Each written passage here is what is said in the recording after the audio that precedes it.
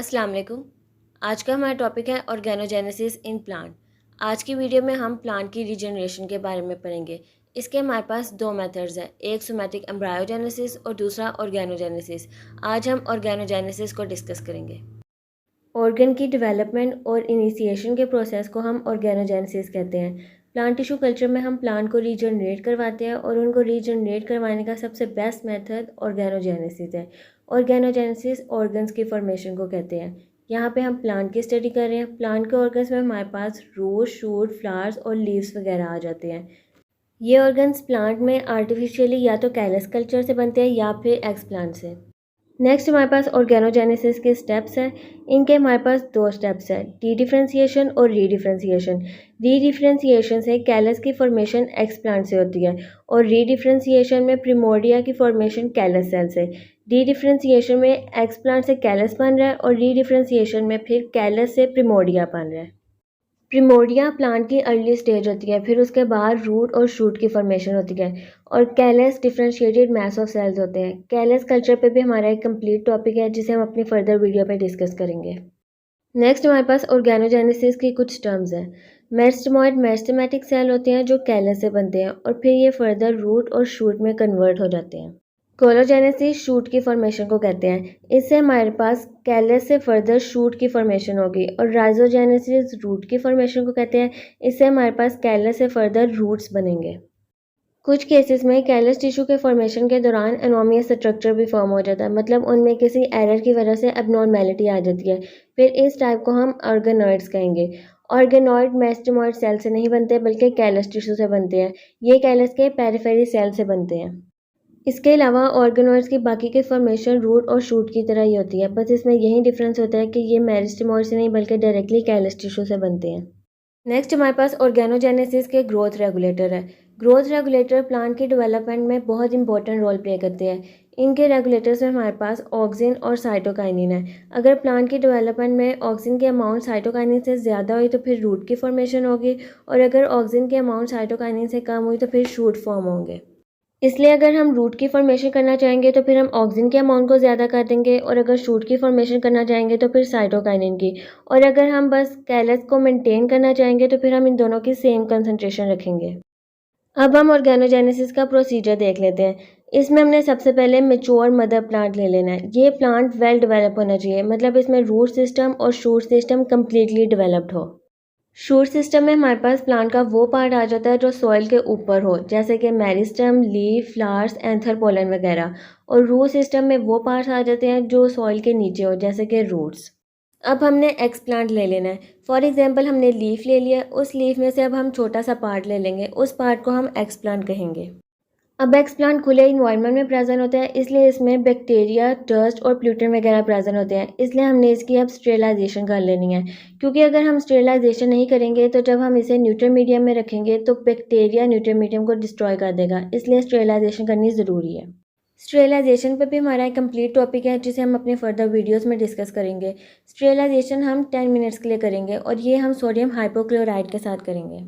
Sterilisation के बाद हमने एक्स प्लांट को एक दफ़ा डिस्टिल्ड वाटर में भी वॉश कर लेना है ताकि उसमें जो भी केमिकल्स वगैरह प्रेजेंट है वो रिमूव हो जाए। इसके बाद हम एक टेस्ट ट्यूब ले लेंगे, उसमें हम न्यूट्रल मीडियम डाल देंगे।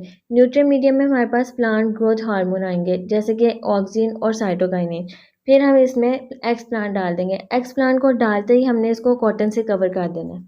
कॉटन से हम इसलिए कवर करेंगे ताकि इन्वायरमेंट से कोई बैक्टीरिया टेस्ट ट्यूब में एंटर ना हो सके। हमने प्लांट टिश्यू कल्चर में ये बात को डिस्कस किया था कि हम लोग प्लांट टिश्यू कल्चर में जो भी एक्सपेरिमेंट परफॉर्म करेंगे वो हम एसेप्टिक टेक्निक में करेंगे, मतलब वहाँ पे इन्वायरमेंट में कोई भी बैक्टीरिया और इस तरह की कोई भी चीज़ नहीं होनी चाहिए, वरना हमारा पूरा एक्सपेरिमेंट ख़राब हो सकता है। अब हमारा इनिशिएशन का प्रोसेस स्टार्ट हो जाएगा। इनिशिएशन में हमारे पास एक्स प्लांट डेवलप होकर कैलस बन जाएगा। अब इसमें दो प्रोसेस होंगे। अगर न्यूट्रल मीडियम में साइटोकाइनिन की अमाउंट ज़्यादा हुई तो फिर शूट की फॉर्मेशन होगी, और अगर ऑक्सिन की अमाउंट ज़्यादा हुई तो फिर रूट की फॉर्मेशन होगी।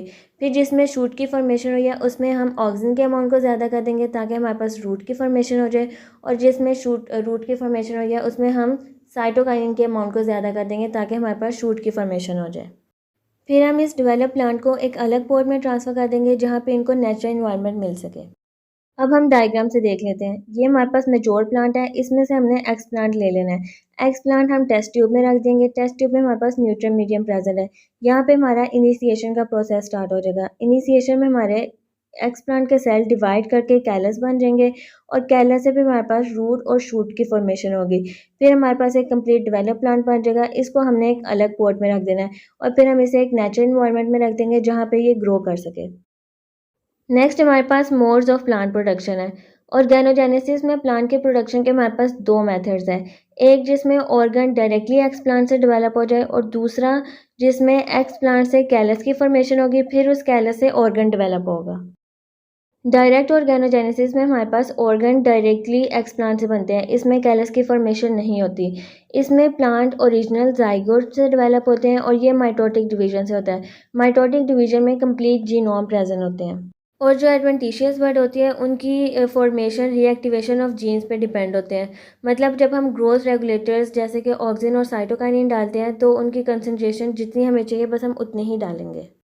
इनडायरेक्ट ऑर्गेनोजेनेसिस में पहले कैलस की फॉर्मेशन होगी और फिर ऑर्गन्स डेवलप होंगे।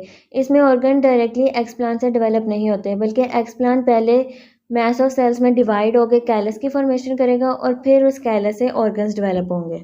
अब जिस एक्सप्लांट में एक्टिव सेल्स जैसे कि meristem, shoot tips, axillary birds, immature leaves और इमेच्योर एम्ब्रॉयज वगैरह होते हैं, इन सब से कैलस की इनिशिएशन अच्छे से होगी और इसमें फिर ऑर्गेनोजेनेसिस भी अच्छी तरह से होंगे। अब हम डायग्राम से देख लेते हैं। ये हमारे पास एक्सप्लांट है, इसको हमने कल्चर मीडिया में ट्रांसफ़र कर दिया।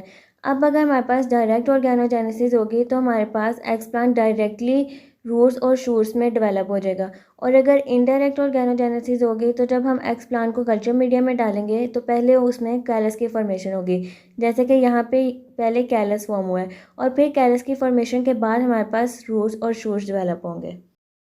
अब हम कुछ ऐसे फैक्टर्स देख लेते हैं जो ऑर्गेनोजेनेसिस को अफेक्ट करते हैं। सबसे पहले हमारे पास साइज़ ऑफ एक्सप्लांट आ जाता है।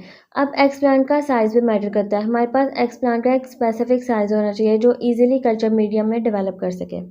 नेक्स्ट सोर्स ऑफ एक्सप्लांट है। अब एक्सप्लांट कहाँ से लिया गया, कैसे इन्वायरमेंट से लिया गया, ये चीज़ भी अफेक्ट करती है। एज ऑफ एक्सप्लांट भी एक मेजर फैक्टर है क्योंकि हमें एक मेच्योर प्लांट चाहिए होता है जिसमें रूट सिस्टम और शूट सिस्टम कम्प्लीटली डेवलप्ड हो। इसके अलावा सीजनल वेरिएशन के हमने किस सीज़न में प्लांट लिया है और फिर ऑक्सीजन ग्रेडियंट क्योंकि शूट की फॉर्मेशन में हमें लो ऑक्सीजन चाहिए होती है और रूट की फॉर्मेशन में ज़्यादा। Quality and intensity of light भी मैटर करती है। इसमें हमारे पास ब्लू रेड लाइट वगैरह आ जाता है। फिर हमारे पास टेम्परेचर है। टेम्परेचर हमारे पास नॉर्मल 25 सेंटीग्रेड होना चाहिए। प्लांट हार्मोन में हमारे पास ऑक्सिन और साइटोकाइनिन वगैरह आ जाते हैं। कल्चर मीडियम में हमारे पास न्यूट्रिएंट्स और हार्मोन्स वगैरह आ जाते हैं। उसके बाद पीएच ऑफ मीडियम में हमारे पास पीएच 5.6 से 5.8 होना चाहिए और फिर एज ऑफ कल्चर भी है। तो ये था ऑर्गेनोजेनेसिस इन प्लांट। अब हम इसे एक दफ़ा रिवाइज कर लेते हैं। इसमें हमने देखा कि हम ऑर्गन्स की फॉर्मेशन करते हैं। ऑर्गन की फॉर्मेशन को बेसिकली हम ऑर्गेनोजेनेसिस कहते हैं। प्लांट के ऑर्गन्स में हमारे पास रूट्स, शूट्स, लीव्स और फ्लावर्स वगैरह आ जाते हैं। फिर हमने देखा कि इसमें ऑर्गन्स या तो कैलस कल्चर से बनते हैं या फिर एक्स प्लांट से बनते हैं। फिर हमने ऑर्गेनोजेनेसिस के दो स्टेप्स देखे, डी डिफ्रेंसिएशन और री डिफ्रेंसिएशन। डी डिफ्रेंसिएशन में हमने देखा कि एक्स प्लांट से कैलस की फॉर्मेशन होती है और री डिफ्रेंसिएशन में हमने देखा कि फिर कैलस से हमारे पास प्रिमोर्डिया डेवलप होते हैं। फिर हमने ऑर्गेनोजेनेसिस की कुछ टर्म्स देखी। मेरिस्टेमॉइड में हमने देखा कि ये मेरिस्टम सेल्स है जिससे हमारे पास कैलस की फॉर्मेशन होती है और फिर इस कैलस टिश्यू से रूट और शूट डेवलप होते हैं। कोलोजेनेसिस शूट की फॉर्मेशन को कहते हैं जिससे हमारे पास शूट बड की इनिशिएशन होती है और राइजोजेनेसिस रूट्स की फॉर्मेशन को कहते हैं जिससे हमारे पास रूट्स डेवलप होते हैं। फिर हमने देखा कि कुछ टिश्यू कल्चर में एबनॉर्मल स्ट्रक्चर भी डेवलप हो सकते हैं जिसे फिर हम ऑर्गेनॉइड्स कहेंगे। ऑर्गेनॉइड्स कैलस टिश्यू से डेवलप होते हैं, ये मेरिस्टेमॉइड से डेवलप नहीं होते। फिर हमने ग्रोथ रेगुलेटर्स देखे। इसमें हमने देखा कि अगर ऑक्सिन की अमाउंट ज़्यादा होगी तो फिर रूट की फॉर्मेशन होगी और अगर साइटोकाइनिन की अमाउंट ज़्यादा होगी तो फिर शूट की फॉर्मेशन होगी और अगर हमने सिर्फ कैलस को मेंटेन करना होगा तो फिर हम इन दोनों की अमाउंट को सेम रखेंगे। नेक्स्ट हमारे पास फिर इसका प्रोसीजर था। इसमें हमने एक मेच्योर प्लांट से एक्स प्लांट ले लिया और उसकी स्टेरिलाइजेशन करवा दी। स्टेरिलाइजेशन के बाद हमने इसको न्यूट्रिएंट मीडियम में रख दिया और कॉटन से कवर कर दिया ताकि इन्वायरमेंट में जो बैक्टीरिया वो उसमें एंटर ना हो सके। यहाँ पे हमारे पास इनिशिएशन का स्टेज स्टार्ट हो जाएगा। इनिशिएशन में हमारे पास कैलस की फॉर्मेशन होगी। फिर अगर न्यूट्रिएंट मीडियम में ऑक्सीजन की अमाउंट ज़्यादा होगी तो हमारे पास रूट्स की फॉर्मेशन होगी और अगर साइटोकाइनिन की अमाउंट ज़्यादा होगी तो हमारे पास शूट की फॉर्मेशन होगी। इस तरह से हमारा प्लांट डेवलप हो जाएगा। फिर हमने इसको एक सेपरेट पॉट में एक नेचुरल इन्वायरमेंट में रख देना है जहाँ पे हमारा फुली प्लांट डेवलप हो सके। फिर हमने ऑर्गेनोजेनेसिस की दो टाइप्स देख ली, डायरेक्ट ऑर्गेनोजेनेसिस और इनडायरेक्ट ऑर्गेनोजेनेसिस। डायरेक्ट ऑर्गेनोजेनेसिस में एक्स प्लांट से डायरेक्टली रूट और शूट डेवलप हो जाएंगे और इनडायरेक्ट ऑर्गेनोजेनेसिस में एक्स प्लांट से पहले कैलस की फॉर्मेशन होगी और फिर रूट्स और शूट डेवलप होंगे। लास्ट पे हमने ऑर्गेनोजेनेसिस के कुछ फैक्टर्स देख लिए जो ऑर्गेनोजेनेसिस को अफेक्ट करते हैं, जिसमें हमारे पास साइज, सोर्स और एज ऑफ एक्स प्लांट थे, सीजनल वेरिएशन था, ऑक्सीजन ग्रेडियंट था, फिर लाइट की क्वालिटी और इंटेंसिटी थी और टेम्परेचर और पीएच वगैरह थे। तो ये था हमारा आज का लेक्चर। हम अपनी नेक्स्ट वीडियो में एंथर और पोलन के कल्चर को डिस्कस करेंगे। अगर आप वो टॉपिक समझना चाहते हैं तो मेरी नेक्स्ट वीडियो ज़रूर देखिएगा। और अगर आपको मेरे आज के लेक्चर की समझ लगी हो तो मेरी वीडियो अपने क्लास वालों को भी शेयर कीजिएगा। इसके अलावा आप जो टॉपिक समझना चाहते हैं वो आप मुझे कमेंट बॉक्स में बता दें और मेरे चैनल को भी सब्सक्राइब कर दें।